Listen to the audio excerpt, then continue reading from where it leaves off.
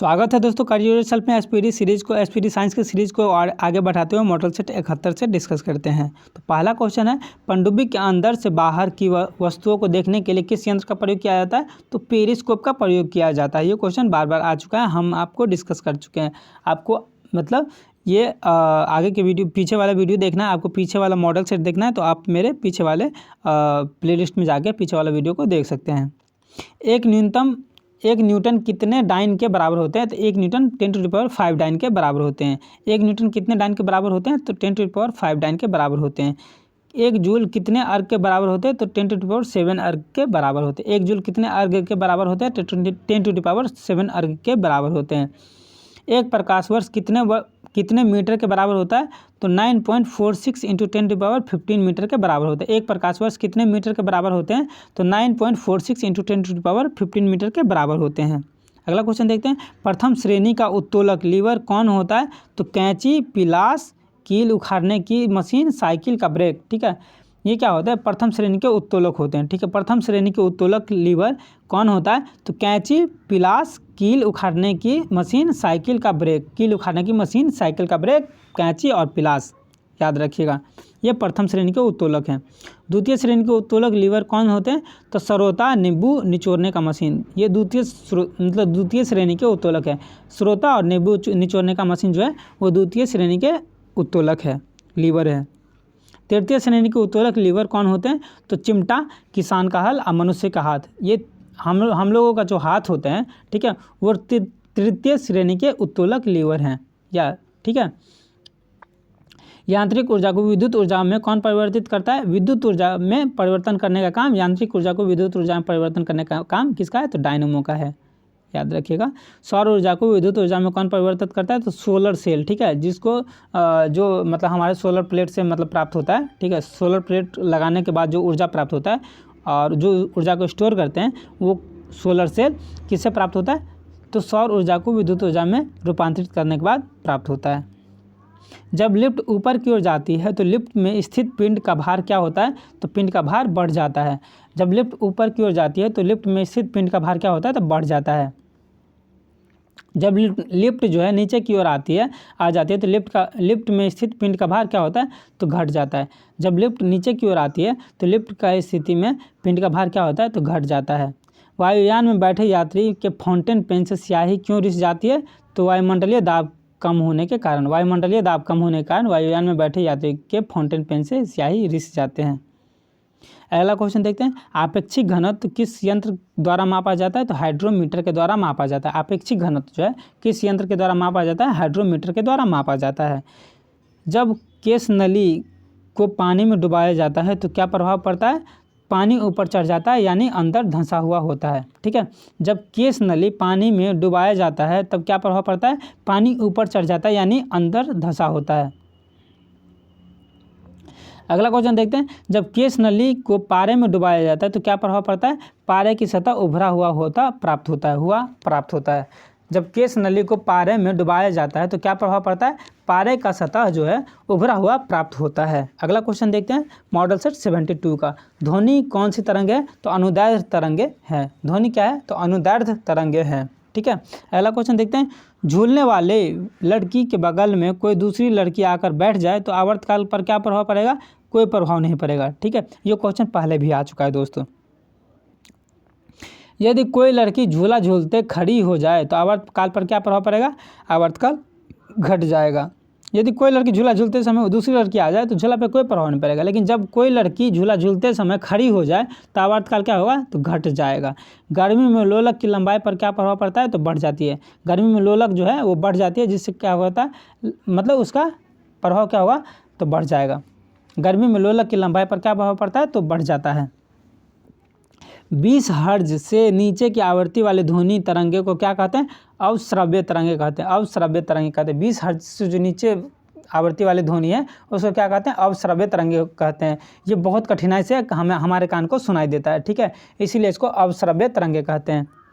हम लोग जो है 20 हर्ट्ज से लेकर के 20,000 हर्ट्ज के बीच की ध्वनि को सुन सकते हैं। ठीक है, अगला क्वेश्चन देखते हैं, 20 से 20,000 के बीच आवृत्ति वाले तरंगों को क्या कहते हैं? श्रव्य तरंगे कहते हैं। जो हम आपको बताए हैं वही है लिखा हुआ कि 20 हर्ट्ज से 20,000 हर्ट्ज के बीच के जो तरंगे हैं उसको क्या कहते हैं, श्रव्य तरंगे कहते हैं। ये सुनने योग्य तरंग होते हैं, ठीक है, इसको हम सुन सकते हैं, याद रखिएगा अच्छे से दोस्तों। 20,000 हर्ट्ज से ऊपर वाले तरंगों को क्या कहते हैं, प्राश्रव्य तरंगे कहते हैं। ये सुनने में बहुत मतलब एक तरह से समझ लिए कान पे बहुत ज़्यादा जोर पड़ता है और इससे क्या होता है तो मस्तिष्क में तनाव भी होता है, तो इसको क्या कहते हैं, प्राश्रव्य तरंगे कहते हैं। समुद्र की गहराई को पता लगाने, दूध के अंदर के हानिकारक जीवाणु को नष्ट करने, गठिया रोग के उपचार एवं मस्तिष्क के ट्यूमर का पता लगाने आदि में किस तरंग का प्रयोग किया जाता है, तो प्राश्रव्य तरंगे को प्रयोग किया जाता है। बहुत तेज़ आवाज़ दिया जाता है, इससे क्या होता है वो बैक्टीरिया क्या होते हैं तो नष्ट हो जाते हैं। अगला क्वेश्चन देखते हैं, एक बार फिर से देख लेते हैं आपको याद हो जाए। समुद्र की गहराई का पता लगाने, ठीक है, पहला है दूध के अंदर हानिकारक जीवाणुओं को नष्ट करने, गठिया रोग के उपचार एवं मनुष्य के ट्यूमर का पता लगाने आदि में किस तरंगे का प्रयोग होता है, प्राश्रव्य तरंगे का प्रयोग होता है, याद रखिएगा। यदि नीचे उतरते समय लिफ्ट की डोरी टूट जाए, वह मुक्त पिंड की भांति नीचे गिरती है, ऐसी स्थिति में लिफ्ट की स्थिति पिंड का भार क्या होगा तो शून्य हो जाएगा, ठीक है। यदि नीचे उतरते समय लिफ्ट की डोरी टूट जाए, वह मुक्त पिंड की भांति नीचे गिरती है, ऐसी स्थिति में लिफ्ट का भार क्या होगा तो शून्य हो जाएगा, याद रखिएगा। अगला क्वेश्चन देखते हैं, जब बर्फ़ पानी में तैरता है तो उसके आयतन कितना भाग पानी के ऊपर रहता है, तो 1/10 भाग, यानी कि बहुत कम भाग जो है ऊपर दिखाई देता है, नहीं तो बहुत ज़्यादा भाग जो है पानी के अंदर दिखाई देता है। यही कारण था कि टाइटैनिक जहाज़ का बर्फ़ से मतलब टकराने पे क्या हुआ था, बहुत बड़ा दुर्घटना हुआ था, बहुत सारे लोग मारे गए थे। एक्स किरण की खोज किसने की थी, तो रॉन्टजन ने की थी, ठीक है। रॉन्टजन होगा शायद, मतलब आप देख लीजिएगा, रॉन्टजन है जो एक्स किरण की खोज की थी, यहाँ पे रॉन्टजन लिखा हुआ है, आप इसको करेक्शन कर लीजिएगा। पराबैंगनी किरणें की खोज किसने की थी तो रीटर ने की। पराबैंगनी किरण जो अल्ट्रावायलेट रे है वो हमारे सूरज से निकलते हैं, तो इसकी खोज किसने की तो रीटर ने की, ठीक है। ये बहुत हार्मफुल रे है जो सूरज से निकलती है, इसको बचाने के लिए कौन सा लेयर वायुमंडल में है उसको आप बताइए, कमेंट बॉक्स में बताइए कि पराबैंगनी किरण से हमें कौन सुरक्षा प्रदान करता है। अवरक्त विकिरण की खोज किसने की तो हर्शेल ने की। अवरक्त विकिरण की खोज किसने की तो हर्शेल ने की। अवरक्त विकिरण की खोज किसने की, हर्शेल ने की। ध्वनि की चाल सबसे अधिक किस माध्यम में होती है तो ठोस माध्यम में होती है। ध्वनि की चाल जो है सबसे अधिक ठोस माध्यम में होती है, यानी कि ठोस में ध्वनि बहुत तेज़ सुनाई देती है। ध्वनि की चाल सबसे कम किस में होती है तो गैस में होती है। ध्वनि की चाल सबसे कम किस में होती है, गैस में होती है। मॉडल सेट 73 को डिस्कस करते हैं। प्रतिध्वनि जो है इको जो है सुनने के लिए श्रोता एवं परावर्तक सतह के बीच न्यूनतम कितनी दूरी होनी चाहिए, 17 मीटर होनी चाहिए, यानी कि 16.7 मीटर हो तो भी चलेगा, ठीक है। पारा किस तापमान पर जम जाता है, -39 डिग्री सेल्सियस पर जम जाता है, यानी कि यदि ठंडा प्रदेश में जाए तो पारा वहाँ पे जम जाएगा, कठोर हो जाएगा। यदि इससे मतलब 0 डिग्री सेल्सियस पर, आपको मतलब ये चीज़ याद रखना है कि 0 डिग्री सेल्सियस पे पानी बर्फ़ बनता है, पारा बर्फ़ नहीं बन सकता है, ठीक है। पारा जम नहीं सकता, पारा जमने के लिए कितना डिग्री चाहिए तो -39 डिग्री सेल्सियस होना चाहिए। अल्कोहल किस ताप पर जमता है तो -115 डिग्री सेल्सियस पे जमता है, यानी कि 115 डिग्री सेल्सियस चाहिए अल्कोहल को जमने के लिए, -115 डिग्री चाहिए अल्कोहल को जमने के लिए, यानी कि ये इससे भी ज़्यादा ठंडे में जाके जमेगा, ठीक है। इसको जमना पॉसिबल नहीं है वैसे। ठोस माध्यम में ऊष्मा संचरण किस विधि से होता है तो चालन विधि से होता है। ठोस माध्यम में ऊष्मा संचरण जो है चालन विधि से होता है, ठीक है।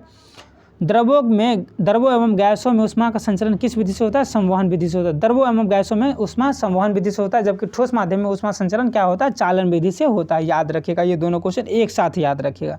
वायुमंडल किस विधि द्वारा गर्म होता है, वायुमंडल जो है किस विधि द्वारा गर्म होता है, संवहन विधि द्वारा गर्म होता है। वायुमंडल जो है संवहन विधि द्वारा गर्म होता है। कोबाल्ट 16 आमतौर पर विकिरण चिकित्सा में प्रयुक्त होता है, ये कौन सा किरण उत्पन्न करता है तो गामा किरण उत्पन्न करता है। कोबाल्ट 16 आमतौर पर विकिरण चिकित्सा में प्रयुक्त होता है, ये कौन सा किरण उत्पन्न करता है तो गामा किरण उत्पन्न करता है।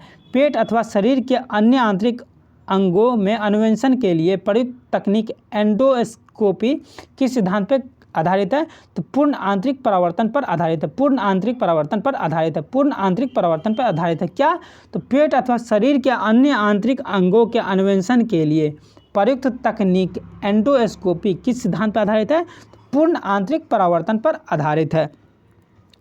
तेजी से घूमती हुई फुटबॉल के बीच वायु में दोलन स्विंग होने किस एक बार फिर से रिपीट करते हैं। तेजी से घूमती हुई फुटबॉल के बीच वायु में दोलन स्विंग होने किस सिद्धांत पर कार्य करता है? तो बर्नौली प्रमेय सिद्धांत पे कार्य करता है। तेजी से घूमती हुई फुटबॉल के बीच वायु में दोलन स्विंग जो करते हैं होने का किस सिद्धांत पे कार्य करता है? तो बर्नौली के प्रमेय के सिद्धांत पे कार्य करता है। बर्नौली प्रमेय के सिद्धांत पे कार्य करता है। बेरियम एक उपयुक्त रूप में रोगियों को पेट के एक्स किरण परीक्षण के पूर्व क्यों खिलाया जाता है? परीक्षण से पूर्व क्यों खिलाया जाता है? बेरियम एक्स किरणों का एक अच्छा अवशोषक है और इससे चित्र में पेट के अन्य क्षेत्रों की तुलना में स्पष्टता दिखने में सहायक मिलती है। ठीक है, एक बार फिर से देख लेते हैं क्वेश्चन दोस्तों। बेरियम एक उपयुक्त रूप में रोगियों को पेट के एक्स किरण परीक्षण से पूर्व क्यों खिलाया जाता है? तो बेरियम एक्स किरणें का एक अच्छा अवशोषक है और इसके चित्र में पेट के अन्य क्षेत्रों की तुलना में स्पष्टता से दिखने की सहायता मिलती है। स्पष्टता से देखने में, क्लैरिटी रूप में देखने में सहायता मिलती है। अगला क्वेश्चन देखते हैं दोस्तों। धुलाई मशीन के कार्य किस सिद्धांत पर कार्य करता है? अपकेंद्रीय बल के सिद्धांत पर कार्य करता है। ये क्वेश्चन बहुत बार बता चुके हैं, आपको पता होगा। आगे बढ़ते हैं। पेरिस्कोप किस सिद्धांत पर कार्य करता है? पूर्ण आंतरिक परावर्तन के सिद्धांत पर कार्य करता है। पेरिस्कोप जो है पूर्ण आंतरिक परावर्तन के सिद्धांत पर कार्य करता है। एक बर्तन पानी से भरा है और उसमें बर्फ़ का टुकड़ा पानी की सतह के ऊपर तैर रहा है। क्या होगा जब बर्फ़ का टुकड़ा पिघलने लगेगा? क्या होगा? तो पानी का तल अपरिवर्तित रहेगा, पानी के तल पर कोई परिवर्तन नहीं होगा। याद रखिएगा, अंतरिक्ष यान में पृथ्वी की परिक्रमा करते हुए यात्री का भार क्या होता है? तो शून्य होता है। अंतरिक्ष यान में पृथ्वी की परिक्रमा करते हुए यात्री का भार क्या होगा? तो शून्य होगा। याद रखिएगा। अगला क्वेश्चन देखते हैं मॉडल से 74 का। फोटोग्राफी कैमरा के अंदर की सतह को काला कर दिया जाता है ताकि क्या? पूर्ण आंतरिक परावर्तन न हो। पूर्ण आंतरिक परावर्तन न हो। फोटोग्राफी कैमरा के अंदर की सतह को काला कर दिया जाता है ताकि पूर्ण आंतरिक परावर्तन न हो। अल्ट्रासाउंड नामक तकनीक किस पर आधारित है? तो अति उच्च आवृत्ति की तरंगे की प्रतिध्वनि की अभिलेखन रिकॉर्डिंग पर आधारित है। अल्ट्रासाउंड नामक तकनीकी किस पर आधारित है? तो अति उच्च आवृत्ति की तरंगों की प्रतिध्वनि की अभिलेखन रिकॉर्डिंग पर आधारित है। याद रखिएगा। अगला क्वेश्चन देखते हैं। प्रकाश विद्युत सेल का कार्य क्या है? तो प्रकाश ऊर्जा को विद्युत ऊर्जा में परिवर्तन करना। प्रकाश विद्युत सेल का कार्य क्या है? तो प्रकाश ऊर्जा को विद्युत ऊर्जा में परिवर्तन करना किसका काम है? तो प्रकाश विद्युत सेल का काम है। उस ग्रह का नाम बताइए जो पश्चिम में उदय होता है। पश्चिम में उदय होता है शुक्र। ठीक है, पश्चिम में उदय होता है ये शुक्र ग्रह। उस ग्रह का नाम बताइए जो पश्चिम में उदय होता है, ये शुक्र ग्रह। इसको पृथ्वी का जुड़वा वाहन भी बोला जाता है। हमारे पृथ्वी के द्रव्यमान आकार एवं घनत्व के समान कौन ग्रह है? तो शुक्र ग्रह। देखिए यहाँ पे लिखा हुआ है हमारे पृथ्वी के द्रव्यमान आकार और घनत्व के समान कौन सा ग्रह है? शुक्र ग्रह है। और आपको एक और चीज़ याद रखना होगा दोस्तों, शुक्र ग्रह जो सबसे चमकीला है और यहाँ पे कार्बन डाइऑक्साइड की मात्रा सबसे अधिक है। 97% के आसपास इसका मात्रा है। ये क्वेश्चन आप शुक्र ग्रह के बारे में सर्च कीजिए और शुक्र ग्रह के बारे में डिटेल में जान करके आप कमेंट बॉक्स पे भी साझा कर सकते हैं इसके बारे में। अगला क्वेश्चन देखते हैं। विद्युत बल्ब में निम्न दाब पर नाइट्रोजन या आर्गन गैस की मात्रा क्यों भरी जाती है? क्योंकि तंतु का वाष्पन न हो पाए। ठीक है, क्योंकि तंतु का वाष्पन न हो पाए। विद्युत बल्ब में निम्न दाब पर नाइट्रोजन या आर्गन गैस की मात्रा क्यों भरी जाती है? क्योंकि तंतु का वाष्पन न हो पाए। अगला क्वेश्चन देखते हैं। भारी मशीनों में स्नेहक के रूप में किसका प्रयोग होता है? तो दोस्तों ग्रेफाइट का प्रयोग होता है। भारी मशीनों में स्नेहक के रूप में किसका प्रयोग होता है? ग्रेफाइट का प्रयोग होता है। ध्रुव तारा जिस तारामंडल में है उसका नाम क्या है? तो अर्सा माइनर है। ध्रुव तारा जिस तारामंडल में है उसका नाम क्या है? तो अर्सा माइनर है। अगला क्वेश्चन देखते हैं। हमारे सूर्य कैसा तारा है? तो एक मध्यम आकारी तारा है। हमारा सूर्य जो है वो एक मध्यम आकारी तारा है, यानी कि न छोटा है और न बड़ा है। हमारा सूर्य एक तारा है। ठीक है, और ये कैसा तारा है? तो एक मध्यम आकारी तारा है। ठीक है, न छोटका तारा है और न बड़का तारा है। समुद्र में डूबी वस्तुओं का पता लगाने हेतु प्रयुक्त उपकरण कौन है? तो सोनार है। यदि समुद्र में कोई भी वस्तु, यदि जहाज, जैसे मान लेते हैं टाइटैनिक जहाज डूब गया था, तो उसको पता लगाने के लिए कौन सा यंत्र का प्रयोग किया गया होगा? सोनार यंत्र का प्रयोग किया होगा। इस तरह से आप याद रख सकते हैं। रेल पटरियों के नीचे चौड़े लकड़ी के पटरे स्लीपर क्यों बिछाए जाते हैं? तो रेलगाड़ी के कारण उत्पन्न दाब घटा सके। ठीक है। रेल पटरियों के नीचे चौड़े लकड़ी के पटरे, ठीक है, आप ऐसे ऐसे पटरे देखे होंगे, ठीक है, और एक ये रेल लाइन हुआ, ठीक है, पटरी हुआ, और एक ये पटरी हुआ। तो ये जो पटरे हैं, ठीक है, ये बीच बीच का जो पटरे हैं, ठीक है, जिस पे मतलब आप देखे होंगे पटरे बिछाए हुए। तो ये क्यों बिछाए जाते हैं दोस्तों? ये रेलगाड़ी के कारण उत्पन्न दाब घटा सके, इसके कारण ये पटरे बिछाए जाते हैं, वरना इसको बिछाने की कोई ज़रूरत नहीं होती है। कृत्रिम उपग्रह में विद्युत का साधन क्या होता है? तो सौर सेल होता है। कृत्रिम उपग्रह में विद्युत का साधन क्या होता है? सौर सेल होता है। वर्ष 1910 और 1986 में फिर से दिखाई देने वाला धूमकेतु का नाम क्या है? तो हेली धूमकेतु। हेली धूमकेतु जो है वर्ष 1910 और 1986 में दिखाई दिया था। ये हेली धूमकेतु नाम है इसका। सूर्य के अलावा हमारी आँख को बिना सहायता दिखाई देने वाला निकटतम तारा कौन सा है? तो अल्फा सेंटोरी है। अल्फा सेंटोरी जो है सूर्य के अलावा हमारे आँख को बिना सहायता दिखाई देने वाला निकटतम तारा है, अल्फा सेंटोरी। जिस मंदाकिनी गैलेक्सी में सौरमंडल है उसका नाम क्या है? आकाशगंगा, मिल्की वे। जिस मंदाकिनी गैलेक्सी में हमारा सौरमंडल है उसका नाम क्या है? मिल्की वे है, ठीक है, आकाशगंगा है। अगला क्वेश्चन देखते हैं मॉडल सेट 75 से।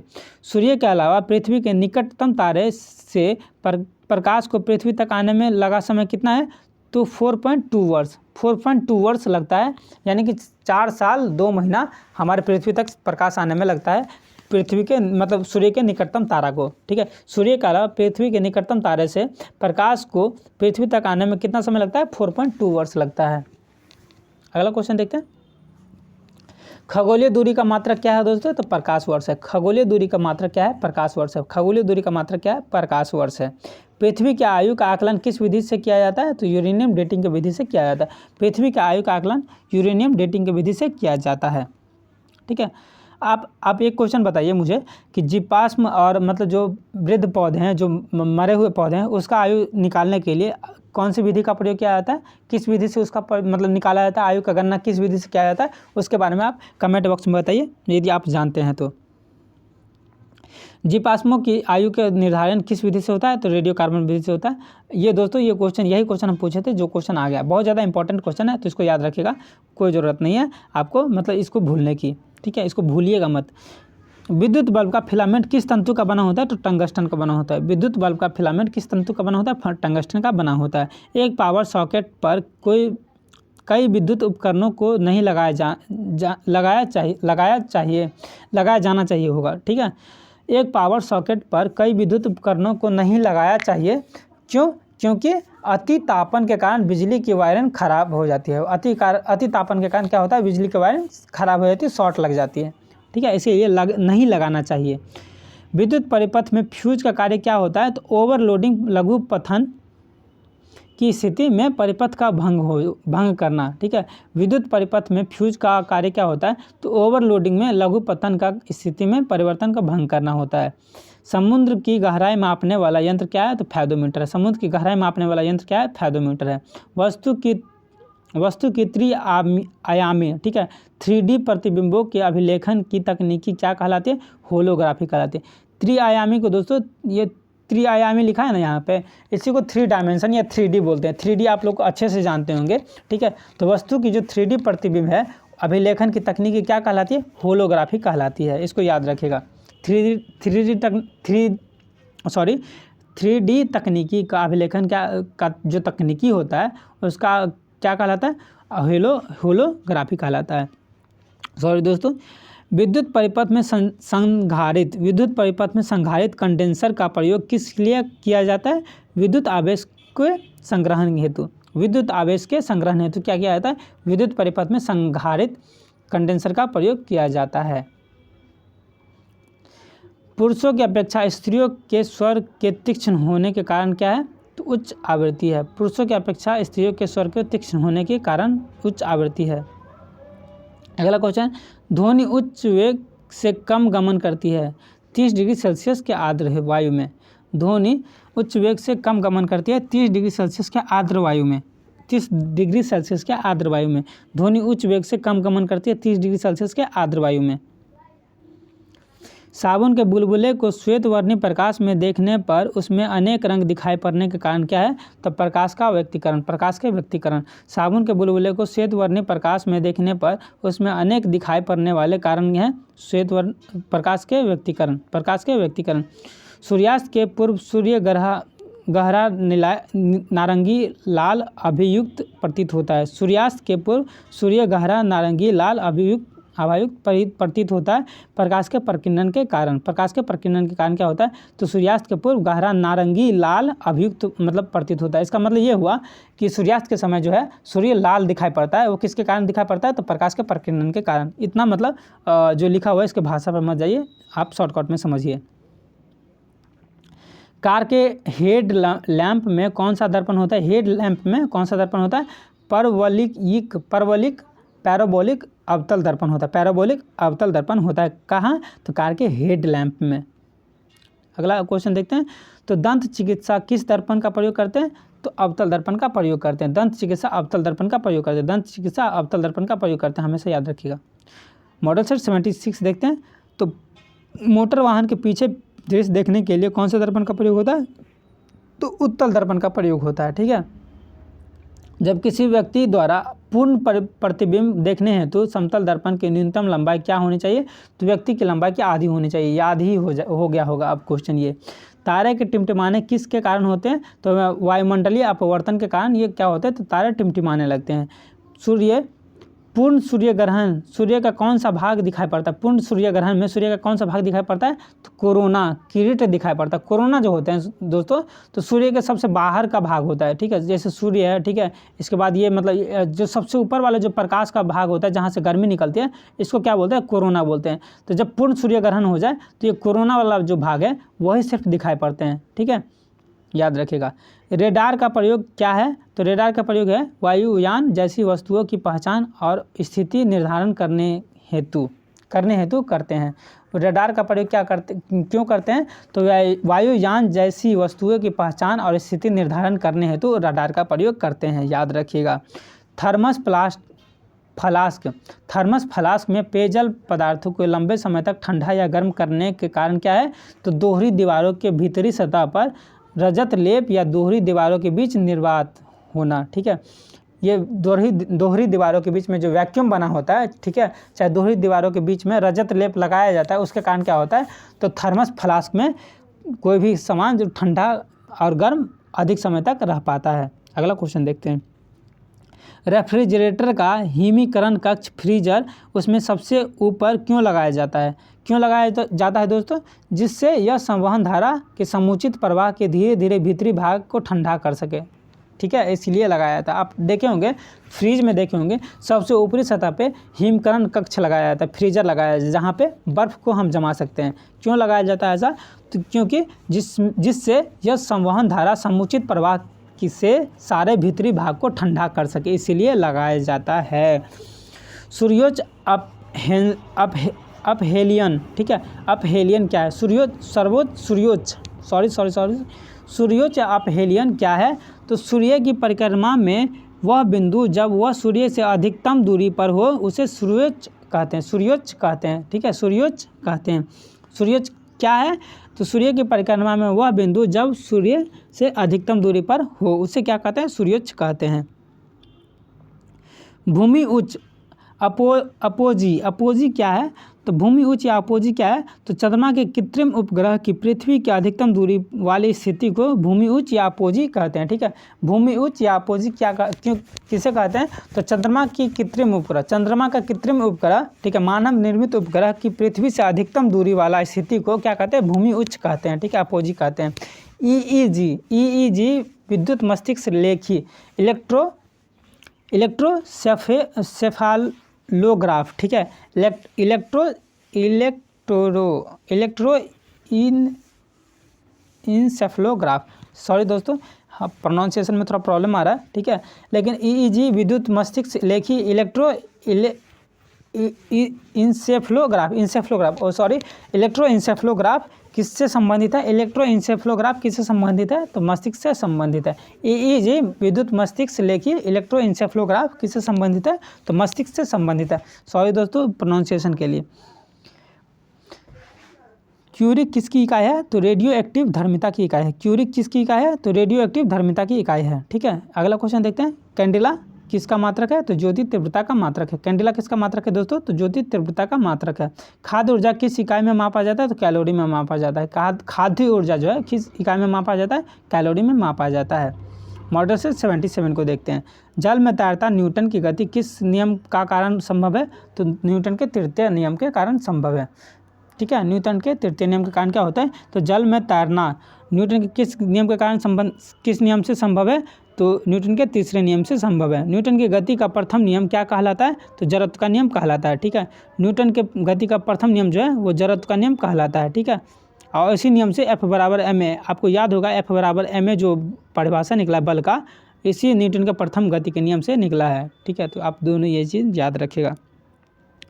शरीर का वजन कहाँ पर सबसे ज़्यादा होगा? तो ध्रुवों पर सबसे ज़्यादा होगा। शरीर का वजन सबसे ज़्यादा कहाँ होगा? तो ध्रुवों पर होगा। ठीक है, जाड़े की रातों में अत्यधिक ठंड पड़ने पर पानी का पाइप फट जाती है, क्योंकि जमने के बाद पानी का आयतन बढ़ जाता है। जमने के बाद क्या होता है? पानी का आयतन बढ़ जाता है। ठीक है, आपको एक सीधा साधा एग्जांपल हम बताते हैं। आप सुधा दूध देखे होंगे, ठीक है, सुधा दूध या अमूल दूध का पैकेट देखे होंगे, उसमें थोड़ा खाली रहता है। ठीक है, पूरा भर के दूध नहीं रहता पैकिंग किया हुआ। क्यों? क्योंकि जब वो ठंडा होते हैं, रेफ्रिजरेटर में जाते हैं, ठंडा होते हैं, तब वो क्या होते हैं? तो थोड़ा आयतन उसका बढ़ जाता है और वो पूरा भर जाता है, पूरा पैकिंग फुल हो जाता है। लेकिन जब जैसे जैसे वो दूध गर्म होते जाता है और हम तो देखते हैं कि वो ठंडा थोड़ा स्पेस बना हुआ है। ठीक है, आप इसको एग्जाम्पल को अच्छे से देखिएगा, इसको ऑब्जर्व कीजिएगा, और यही एग्जाम्पल पे ये सूटेबल बैठता है कि जाड़े के रातों में अत्यधिक ठंड पड़ने पर पानी की पाइप क्या होती है? तो फट जाती है। क्यों फट जाती है? तो जमने के बाद पानी का आयतन क्या होता है? बढ़ जाता है थोड़ा। ठीक है, आगे देखते हैं। यदि सामान्य पानी में कोई अंडा डाला जाए तो वह डूब जाता है, पर यदि पानी में काफ़ी मात्रा में नमक मिला हुआ हो तो उस अंडा डाला जाए तो क्या होगा? अंडा पानी पर तैरता रहेगा। ठीक है, अंडे ये क्या हुआ कि सामान्य पानी में अंडा डाला जाता है तो वो अंडा डूब जाता है, लेकिन अंडा उसमें काफ़ी मात्रा में नमक मिला दिया जाए, ठीक है, पानी में, तो वो अंडा क्या होता है? तैरने लगता है। ठीक है, इसको याद रखिएगा। बर्फ़ पानी में तैरती है परंतु अल्कोहल पानी में डूब जाती है। ठीक है, बर्फ़ जो है पानी में तैरती है, लेकिन अल्कोहल का जो एक गोला रखा जाए तो पानी में डूब जाती है। क्यों? क्योंकि बर्फ़ पानी से हल्की होती है तथा अल्कोहल पानी से भारी होती है। बर्फ़ जो है पानी से हमेशा हल्का होता है, अल्कोहल जो है पानी से बाहर भारी होता है। इसी कारण क्या होता है? अल्कोहल डूब जाता है, बर्फ़ नहीं डूब पाता है। बांध के नीचे की दीवार मोटी बनाई जाती है। क्यों? कोई भी बांध आप देखे होंगे, ठीक है, डैम मान लेते हैं डैम, ठीक है, तो डैम का जो नीचे का दीवार है वो मोटी बनाई जाती है। क्यों बनाई जाती है दोस्तों? तो गहराई बढ़ने के साथ द्रव का दाब बढ़ता है। ठीक है, ये क्वेश्चन याद रखिएगा। बांध का नीचे का दीवार क्यों मोटी बनाई जाती है? क्योंकि गहराई के बढ़ने के साथ द्रव का दीवार बढ़ता है, द्रव्य का दबाव बढ़ता है, दाब बढ़ता है। भारी हिमखंड शीर्ष की अपेक्षा निचले तल से पिघलता है। क्यों? भारी हिमखंड जो है जो बहुत बड़ा जो बर्फ़ का चट्टान है वो क्या होता है? ऊपर के बजाय नीचे से वो पिघलना शुरू होता है। क्यों? क्योंकि निचले तल का दाब अधिक होने के कारण गलनांक घट जाता है। इसका कारण क्या है? तो निचले तल का दबाव अधिक होने के कारण इसका गलनांक क्या होता है? घट जाता है, जिससे कारण वो नीचे से पिघलना शुरू हो जाता है।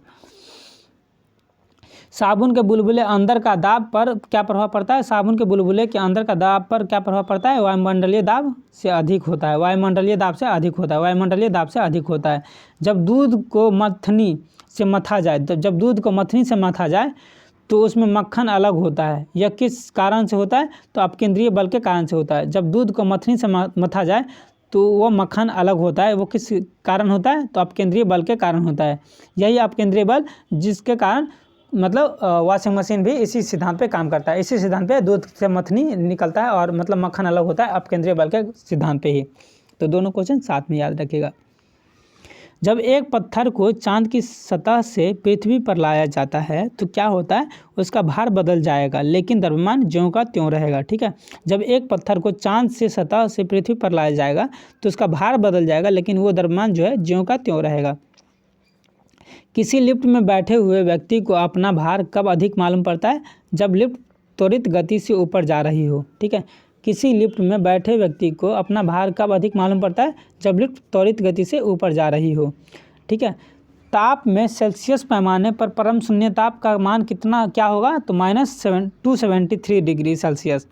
ताप में सेल्सियस पैमाने पर परम शून्य ताप का मान क्या होगा, -273 डिग्री सेल्सियस। अगला क्वेश्चन देखते हैं मॉडल सेट 78 से। पृथ्वी के परितः घूमने वाले कृत्रिम उपग्रह से बाहर गिराई गई गेंद कहाँ जाएगा।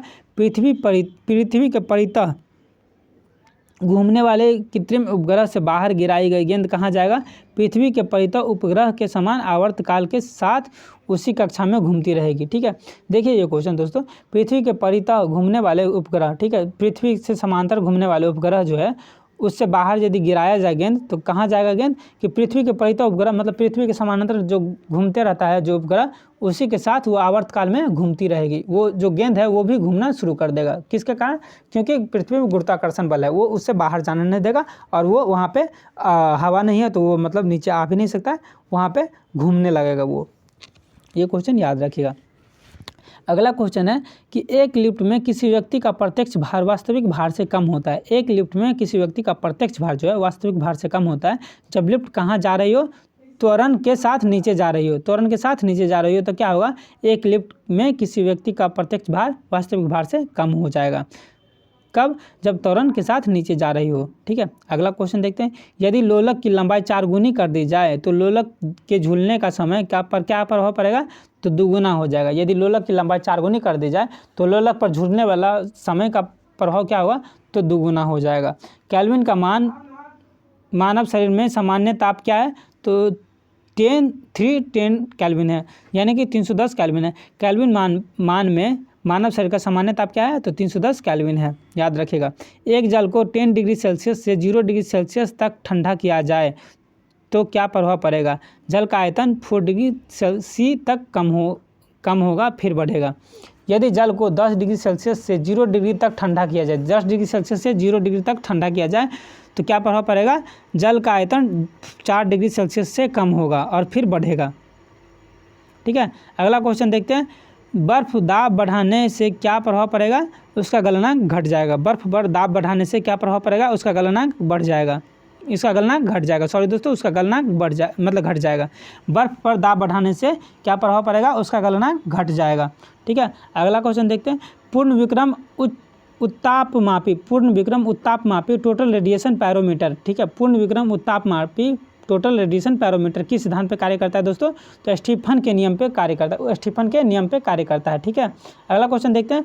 सूर्य का ताप किस यंत्र से मापा जाता है। सूर्य का ताप जो है पायरोमीटर तापमापी द्वारा मापा जाता है। सूर्य का ताप यानी कि सूर्य कितना गर्म है वो किस यंत्र से मापा जाता है, पायरोमीटर के तापमापी द्वारा मापा जाता है। जल को 0 डिग्री सेल्सियस से 10 डिग्री सेल्सियस तक गर्म किया जाता है तो उसका आयतन क्या प्रभाव पड़ेगा, पहले वो घटेगा उसके बाद वो बढ़ेगा। ठीक है, पहले वो घटेगा उसके बाद बढ़ेगा। ठीक है, याद रखिएगा।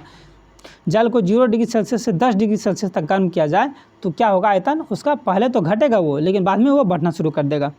शीशे की छड़ जब भाप में रखी जाती है तब उसकी लंबाई बढ़ जाती है। शीशे की छड़ जब भाप में रखी जाती है तो उसकी लंबाई क्या होती है, बढ़ जाती है, लेकिन क्या होता है, चौड़ाई पर कोई प्रभाव नहीं पड़ेगा। क्यों, क्योंकि वो क्यों प्रभाव नहीं पड़ेगा, वो हमेशा क्या होगा, अव्यवस्थित रहेगा। ठीक है, उस पर कोई प्रभाव नहीं पड़ेगा। एक धातु की ठोस गेंद के अंदर कोटर है। ठीक है, एक धातु के ठोस गेंद के अंदर कोटर है। जब इस धातु की गेंद को गर्म किया जाएगा तो कोटर के आयतन पर क्या प्रभाव पड़ेगा दोस्तों, तो बढ़ेगा। कोटर की गेंद पर क्या प्रभाव पड़ेगा दोस्तों, बढ़ेगा। जब इस धातु की गेंद को गर्म किया जाएगा तो कोटर के आयतन पर क्या प्रभाव पड़ेगा, तो बढ़ेगा। सूर्य विकिरण का कौन सा भार सोलर कुकर को गर्म कर देता है, तो सूर्य विकिरण का कौन सा भार सोलर कुकर को गर्म कर देता है, अवरक्त किरण। ठीक है, सूर्य के विकिरण का कौन सा भार सोलर कुकर को गर्म कर देता है, अवरक्त किरण। निम्न तापमापी परीक्षण किस ताप पर किया जाता है, तो -96 डिग्री सेल्सियस पे। निम्न तापमापी परीक्षण किस पर किया जाता है, -96 डिग्री सेल्सियस पे। मॉडल सेट 79 देखते हैं। एक व्यक्ति को अपनी प्रतिध्वनि सुनने के लिए परावर्तक तल कितनी दूर खड़ा रखना चाहिए, परावर्तक तल कितनी दूर खड़ा रहना चाहिए, 17 मीटर। ठीक है, रेटिना दृष्टि पटल पर बना प्रतिबिंब कैसा होता है, तो वस्तु से छोटा लेकिन उल्टा होता है। रेटिना दृष्टि पलट पर बना प्रतिबिंब कैसा होता है, तो वस्तु से छोटा लेकिन उल्टा होता है। अगला क्वेश्चन देखते हैं, कैमरे में किस प्रकार का लेंस इस्तेमाल किया जाता है? अवतल लेंस का इस्तेमाल किया जाता है। कैमरे में किस प्रकार के लेंस का इस्तेमाल किया जाता है? तो अवतल लेंस का इस्तेमाल किया जाता है। प्रकाश का रंग किसके द्वारा निश्चित किया जाता है? तो तरंग दैर्ध्य के द्वारा निश्चित किया जाता है। प्रकाश का रंग किसके द्वारा निश्चित किया जाता है? तो तरंग दैर्ध्य के द्वारा निश्चित किया जाता है। श्वेत प्रकाश जब प्रिज्म से होकर गुजरता है तो सबसे कम विचलन किस रंग का होता है? तो लाल रंग का होता है। श्वेत प्रकाश जब प्रिज्म से होकर गुजरता है तो सबसे कम विचलन किस रंग का होता है? तो लाल रंग का होता है। एक उत्तल लेंस एक उत्तल लेंस को जब पानी से डुबाया जाता है तो उसकी क्षमता पर क्या प्रभाव पड़ता है? घट जाती है। एक उत्तल लेंस को जब पानी से डुबाया जाता है तो उसकी क्षमता पर क्या प्रभाव पड़ती है? तो क्षमता घट जाती है। ठीक है, अगला क्वेश्चन देखते हैं, जल के अंदर वायु का बुलबुला कैसा व्यवहार करता है? तो अवतल लेंस या अपसारी लेंस के तरह व्यवहार करता है। जल के अंदर वायु का बुलबुला कैसा व्यवहार करता है? तो अवतल लेंस या अपसारी लेंस के बराबर व्यवहार करता है। जब कोई वस्तु को समानांतर समतल दर्पण के बीच रखी जाती है तो बने हुए प्रतिबिंब की संख्या क्या होगी? अनंत होगी। जब कोई वस्तु को समानांतर समतल दर्पण के बीच रखी जाती है तो बने हुए प्रतिबिंब की संख्या क्या होगी? अनंत होगी। अगला क्वेश्चन देखते हैं, किसी व्यक्ति को अपना संपूर्ण प्रतिबिंब देखने के लिए आवश्यक दर्पण की न्यूनतम लंबाई कितनी होनी चाहिए? उस व्यक्ति की आधी होनी चाहिए। ठीक है, किसी व्यक्ति को अपना संपूर्ण प्रतिबिंब देखने के लिए आवश्यक दर्पण की न्यूनतम लंबाई कितनी होनी चाहिए? उस व्यक्ति की आधी होनी चाहिए। कार चलते समय अपने पीछे के यातायात को देखने के लिए कि आप किस प्रकार के दर्पण का उपयोग करना चाहेंगे? तो हमेशा याद रखिएगा, यदि आपको पीछे की वस्तुओं को देखना है और आप ड्राइवर हैं तो आपको हमेशा उत्तल दर्पण का प्रयोग करना चाहिए। हीरा चमकदार किस कारण से होता है? तो पूर्ण आंतरिक परावर्तन के कारण से होता है। हीरा चमकदार किस कारण से होता है? पूर्ण आंतरिक परावर्तन के कारण से होता है। कार्बोरेटर का उपयोग के लिए होता है पेट्रोल के साथ हवा का मिश्रण करना। ठीक है, कार्बोरेटर का उपयोग किस लिए होता है? तो पेट्रोल के साथ हवा का मिश्रण करने के लिए होता है। कार्बोरेटर का प्रयोग हमेशा गाड़ी में कार्बोरेटर का उपयोग किया जाता है। गाड़ी या वाहनों में कार्बोरेटर का उपयोग किया जाता है। किसके लिए किया जाता है? पेट्रोल के साथ हवा का मिश्रण करने के लिए। अगला क्वेश्चन देखते हैं, नैनोमीटर किसकी माप की जाती है? तो नैनोमीटर द्वारा किसकी माप की जाती है? तो गैसों का दाब। ठीक है, नैनोमीटर किसकी माप की जाती है? तो गैसों का दाब। ठीक है, गैसों का दाब माप की जाती है नैनोमीटर से। नाभिकीय रिएक्टर का खोजकर्ता कौन है? तो एनरिको फर्मी है। नाभिकीय रिएक्टर की खोजकर्ता एनरिको फर्मी है। नोबेल पुरस्कार अल्फ्रेड नोबेल के नाम पर शुरू हुआ, जिन्होंने किस चीज़ की खोज की थी? डायनामाइट की खोज की थी। नोबेल पुरस्कार जो है अल्फ्रेड नोबेल के नाम पे शुरू हुआ, जिन्होंने किस की खोज की थी? डायनामाइट की खोज की थी। मॉडल सेट 80 देखते हैं, नाभिकीय रिएक्टरों में ऊर्जा किस विधि द्वारा उत्पन्न होती है? तो नियंत्रित विखंडन द्वारा। नाभिकीय रिएक्टर में ऊर्जा किस विधि द्वारा उत्पन्न होती है? नियंत्रित विखंडन द्वारा। ठीक है, उत्पन्न होती है। दूसरा क्वेश्चन देखते हैं, सापेक्षता का सिद्धांत थ्योरी ऑफ रिलेटिविटी किसने दिया था? तो आइंस्टीन ने दिया था। सापेक्षता का सिद्धांत थ्योरी ऑफ रिलेटिविटी किसने दिया था? आइंस्टीन ने दिया था। नाभिकीय रिएक्टर में न्यूट्रॉन नियंत्रण के रूप में किसका प्रयोग किया जाता है? तो कैडमियम या बोरॉन का प्रयोग किया जाता है। नाभिकीय रिएक्टर में न्यूट्रॉन नियंत्रण के रूप में किसका प्रयोग किया जाता है? कैडमियम या बोरॉन का प्रयोग किया जाता है। ट्रांसफार्मर का कार्य क्या है? तो एसी वोल्टता को घटाने और बढ़ाने में प्रयुक्त होता है। ट्रांसफार्मर का कार्य क्या है? तो एसी वोल्टता को घटाने और बढ़ाने में प्रयुक्त होता है। अगला क्वेश्चन है, महासागर से शुद्ध जल किस विधि से प्राप्त किया जाता है? महासागर में आपको पता होगा कि लवणीय जल होते हैं। ठीक है, उसमें नमक की मात्रा ज़्यादा होती है और उससे शुद्ध जल किस विधि से प्राप्त किया जाता है? आसवन विधि से प्राप्त किया जाता है। महासागर के शुद्ध जल को किस विधि से प्राप्त किया जाता है?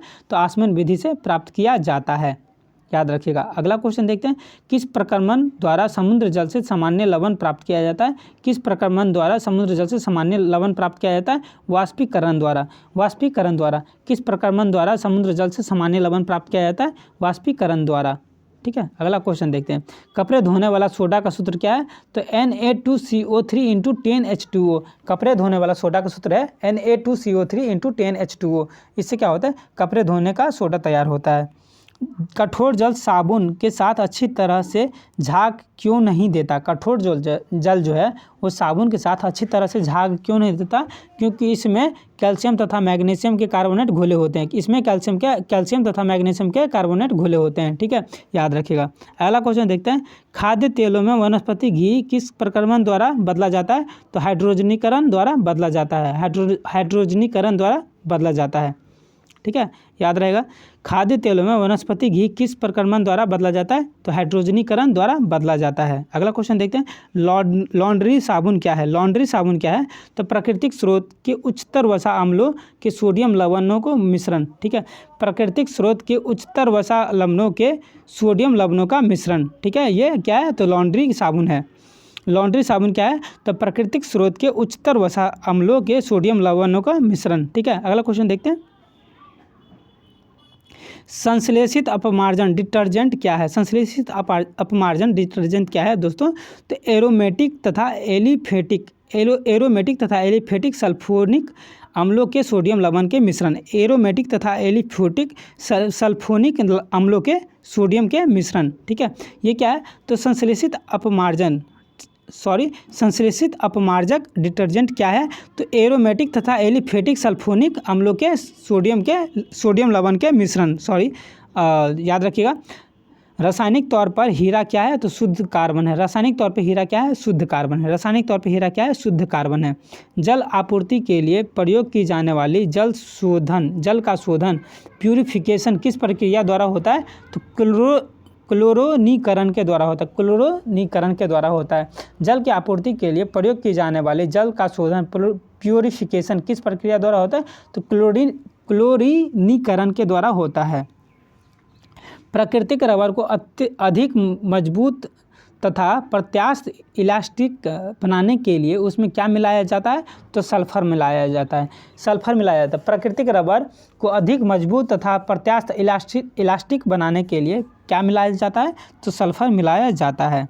आभूषणों को बनाते समय सोने में मिलाई जाने वाली धातु क्या है? तो तांबा है। आभूषणों को बनाने हेतु सोने में मिलाई जाने वाली धातु कौन है? तो तांबा है। याद रखिएगा दोस्तों।